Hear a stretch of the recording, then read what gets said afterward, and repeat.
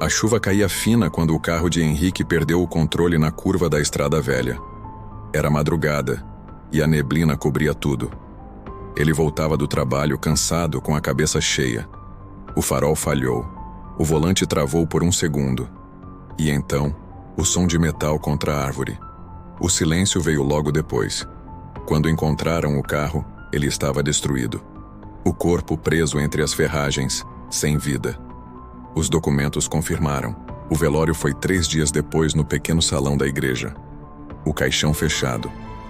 As pessoas sussurravam, comentavam o absurdo da tragédia. A mãe dele mal conseguia se manter em pé. O irmão estava em choque. E Júlia, sua noiva, olhava fixo para o chão com as mãos sujas de terra, como se tentasse acordar de um sonho ruim. O padre dizia que Deus sabe o que faz, mas ninguém ali parecia entender por quê. 2 dias depois do enterro, bateram à porta da casa da família. A mãe abriu e deixou o prato cair. Ali, parado na varanda, encharcado, com o mesmo casaco do dia do acidente, estava Henrique, pálido, trêmulo, com os olhos fundos e sem brilho. Ele disse apenas: "Está frio lá", e desabou no chão. Levaram-no ao hospital. Nenhum ferimento grave, nenhum sinal de trauma. Os médicos ficaram sem palavras. A imprensa local chamou de milagre. A família agradeceu a Deus. Mas algo não estava certo. O toque dele era gelado e o olhar vazio.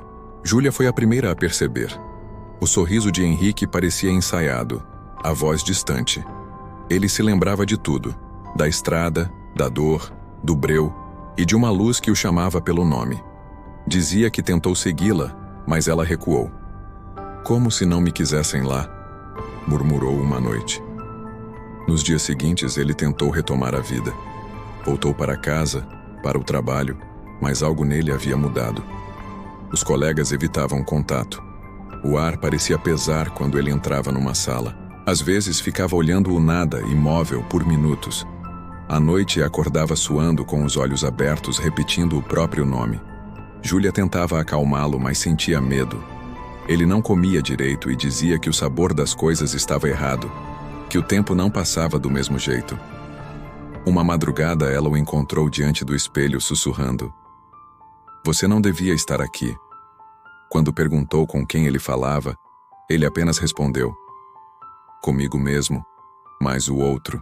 A notícia do retorno se espalhou. Uns chamaram de milagre, outros de maldição. O padre foi até a casa, tentou conversar. Henrique pediu confissão, mas não disse pecado algum. Apenas perguntou se uma alma podia se perder no caminho.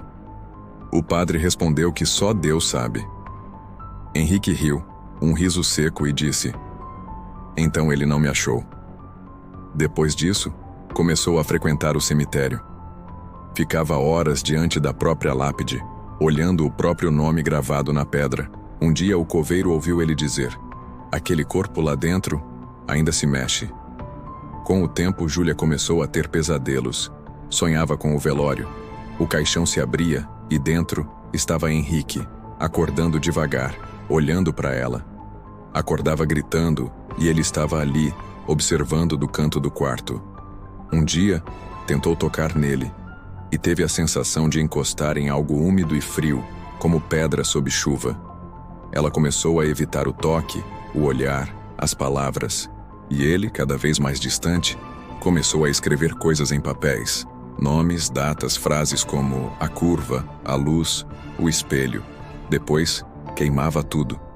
O irmão dele, Mateus, começou a desconfiar. Pediu um novo exame de DNA do corpo enterrado. O resultado confirmou. Era Henrique. O mesmo sangue, o mesmo registro. A mãe enlouqueceu. Disse que Deus estava testando a fé deles. Mas Mateus começou a ter medo. E Júlia também.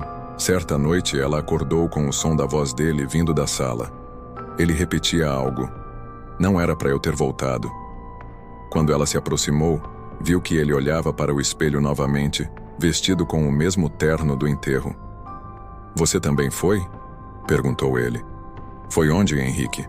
Ela respondeu. Ele sorriu sem emoção. "Lá, eu te vi." Mas você sumiu antes de mim. Então desmaiou.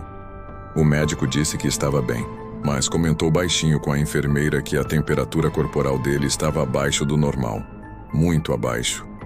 Depois disso, Henrique quase não falava mais. Passava o dia vagando pela casa, parando diante de portas fechadas, como se escutasse algo do outro lado. À noite, sentava-se à mesa e acendia velas, observando as chamas tremularem. Às vezes, dizia que via sombras se movendo atrás de si. Outras, que ouvia orações. As mesmas rezas do velório. Júlia tentava fingir normalidade, mas o medo tomava conta. Começou a trancar a porta do quarto. A cada dia, a casa parecia mais fria. Numa tarde, Júlia o seguiu em segredo. Viu quando ele saiu e caminhou até o cemitério. Ficou observando de longe, escondida entre as árvores. Ele ajoelhou diante da própria sepultura e começou a falar sozinho. As palavras eram baixas, mas ela ouviu. Eu devia ter ficado lá. Eles não queriam que eu voltasse. O vento soprou forte, as velas se apagaram e ele ergueu o rosto. Chorava. Mas havia algo nos olhos, um brilho estranho, opaco, inumano. Quando percebeu que ela o observava, disse apenas: "Você também vai entender." Naquela noite, Júlia fez as malas. Queria ir embora, recomeçar longe dali. Escreveu uma carta, deixou na mesa. Mas ao abrir a porta, o coração gelou. Henrique estava ali, encharcado, tremendo, parado diante dela. "Por que você me deixou lá?" perguntou. "Henrique, você está assustando todo mundo", gritou ela. "Todo mundo? Ou só você?" Ele se aproximou devagar, o rosto a centímetros do dela. "Você não me chorou o suficiente." Ela tentou correr, mas ele segurou seu braço, e o toque foi como gelo. O grito ecoou pela rua. Quando os vizinhos chegaram, a casa estava vazia. As malas abertas, as velas ainda acesas. E o espelho da sala, trincado. Dias depois, um carro abandonado foi encontrado na estrada velha. O mesmo modelo de Henrique. Dentro, uma mala feminina, uma fotografia rasgada e uma aliança caída no banco. Nenhum sinal deles. A cidade tentou seguir em frente, mas o assunto não morreu. Motoristas começaram a relatar aparições. Um homem na beira da estrada pedindo carona, sempre encharcado, o rosto coberto por sombras. Quando perguntavam o nome, ele dizia: "Estou voltando para casa." O padre jura ter visto Henrique uma última vez. Estava ajoelhado no altar, rezando sozinho. Quando ele se aproximou, o homem levantou o rosto e perguntou: "Padre, se um morto volta, ele ainda tem alma?" O padre quis responder, mas a figura desapareceu. Desde então, ninguém mais o viu. Hoje a lápide de Henrique continua lá, entre o mato e o silêncio. Alguns dizem que ouvem passos quando passam por perto. Outros juram ver velas acesas sozinhas ao anoitecer.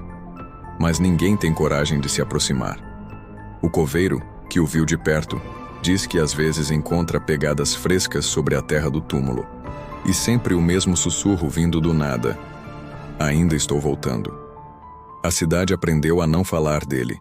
As pessoas desviam o olhar quando o nome é mencionado. E Júlia nunca mais foi vista. Alguns acreditam que fugiu. Outros, que finalmente o seguiu. Porque há quem diga que certas almas não descansam. Não por saudade, mas porque esqueceram o caminho de volta.